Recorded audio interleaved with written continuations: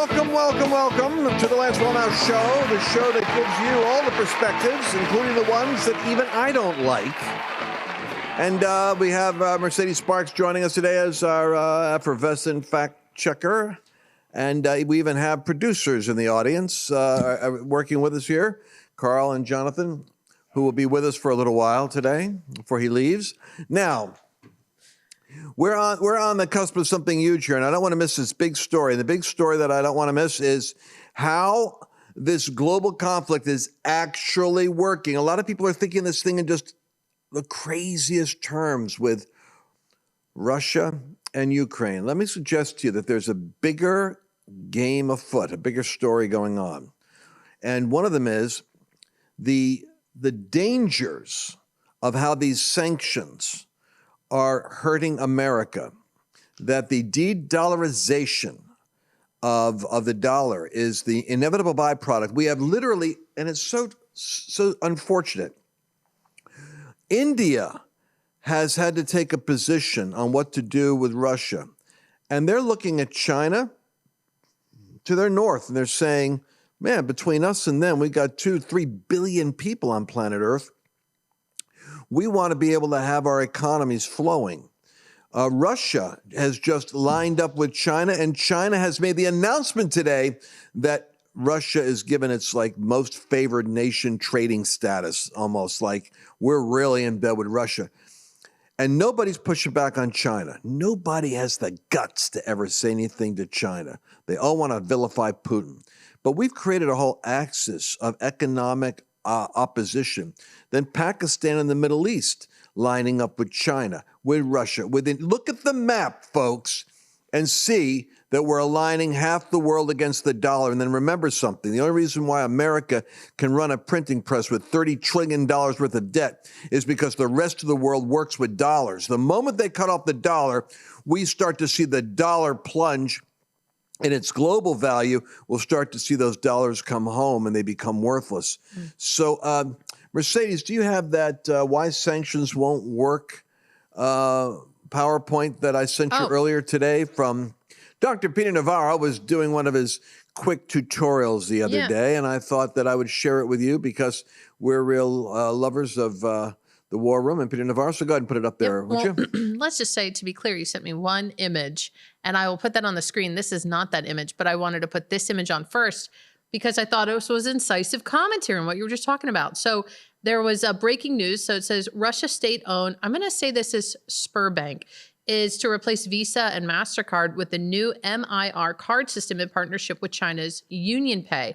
Then this tweet comments, the delusion to push almost 3 billion people, Russia, India, and China, into trading with each other in currencies other than the dollar will go down as one of the most short-sighted and self-destructive policies in the U.S. So just going to throw that up there, and then here's your slide. Well, thank you. And that's actually, it will go down. So why is that? Because sanctions don't work? Because they accelerate the de-dollarization. So you got money going into gold. Now it's going to the euros. It's going to crypto. In bilateral politics begets loopholes and exemptions, all kinds of, like the loophole is going to be, well, not Russian gas, not Russian oil. There's some SWIFT banking that isn't being messed up, because SWIFT banking messes up you on your end as well as the other country. Huge black market in commodities and oil. And what we did was we just drove Russia into the bear hug of China, a huge, unnecessary strategic blunder.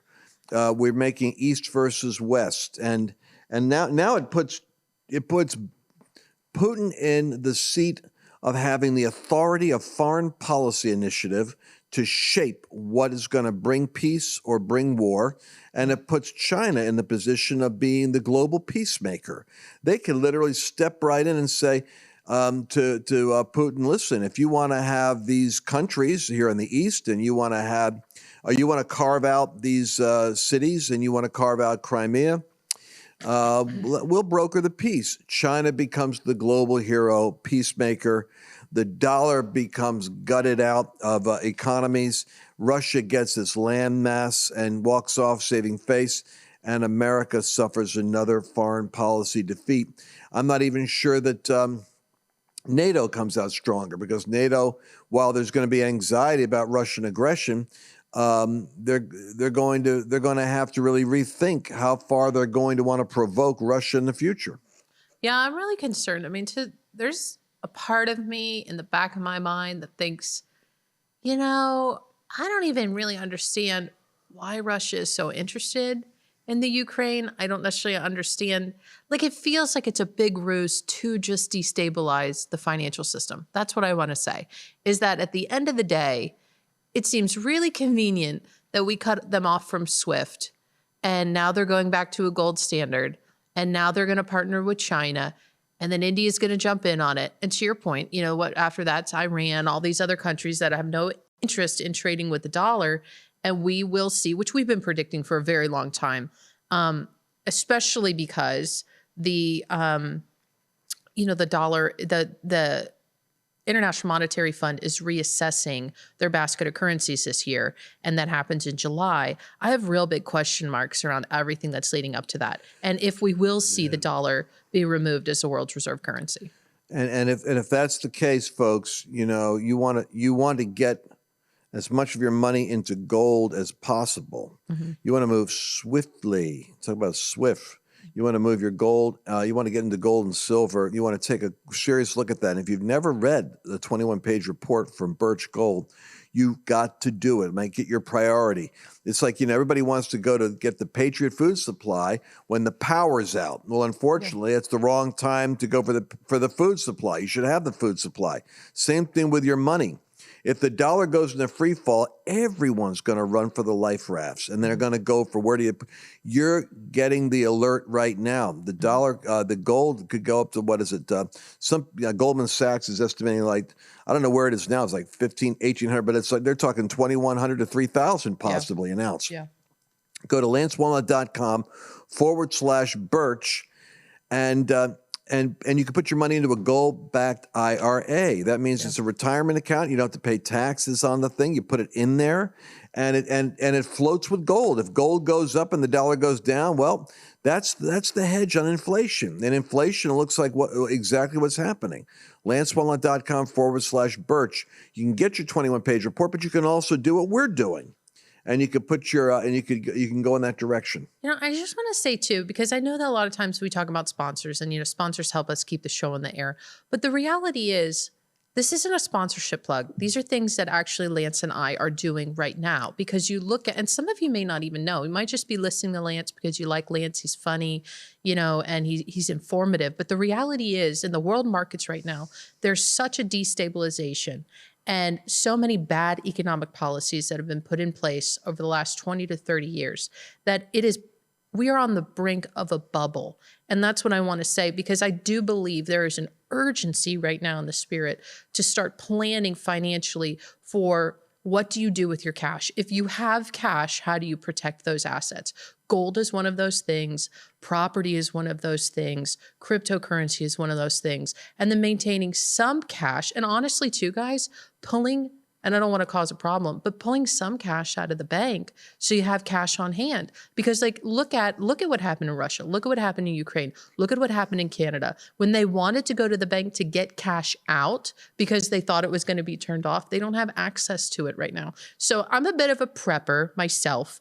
But I do want to express there's urgency to it, because sure, we'll talk about VPNs, we'll talk about MyPillow, and God bless all of you that go and support those sponsors, because that supports us.